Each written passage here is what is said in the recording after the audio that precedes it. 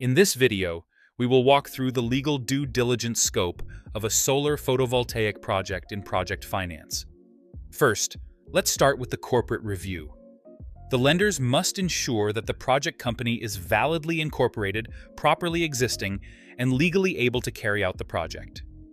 The review covers the legal form, corporate purpose, registered office, duration, and dissolution provisions. Particular attention is paid to share capital, transfer restrictions, shareholder rights and obligations, and governance rules. In project finance, the project company must be bankruptcy remote and limited to the project activity. Any shareholder financing, intragroup loans, or management services agreements must be carefully analyzed to avoid structural subordination or cash leakage. Second key pillar: authorizations, permits, and regulatory. A solar photovoltaic project depends entirely on the validity and enforceability of its permits. The due diligence verifies that all development, construction, and operation permits have been obtained, are final, and are not subject to appeal. The regulatory framework is reviewed to assess change in law risk, grid access stability, and tariff regime. Interconnection rights are critical.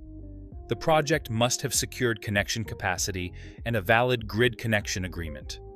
Without it, the asset has no value. Third, land agreements.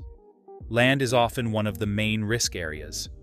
The due diligence verifies ownership or long-term land rights, such as lease agreements or superficies rights. The review covers term, rent, indexation, termination rights, assignment provisions, preemption rights, and guarantees. The duration of the land right must be fully aligned with the term of the power purchase agreement and the financing. Any early termination risk must be clearly identified and mitigated. Fourth, construction agreements. Whether structured as an engineering procurement and construction contract, or as an engineering procurement, construction and management contract, the construction agreement is the backbone of risk allocation.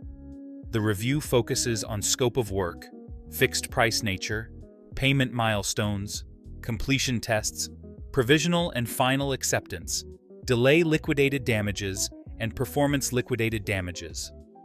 Lenders will assess whether delay liquidated damages are sufficient to cover debt service during delay periods, and whether performance liquidated damages compensate underperformance risk.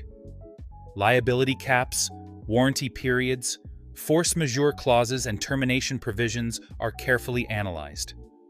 Security mechanisms such as bank guarantees, parent company guarantees, and performance bonds are essential.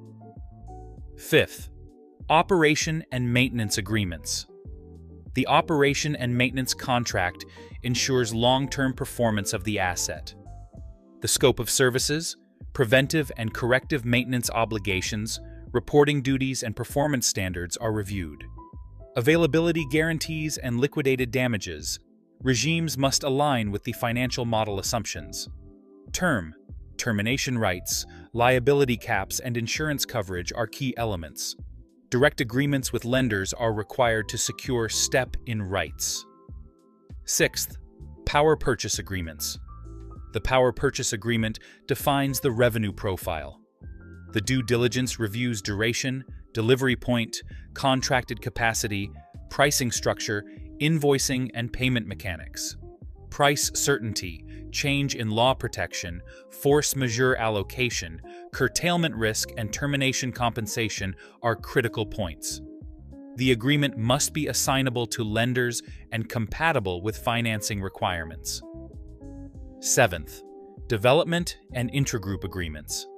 Development services agreements, intercompany service agreements, and intragroup credit agreements are reviewed to identify contingent liabilities and conflicts of interest.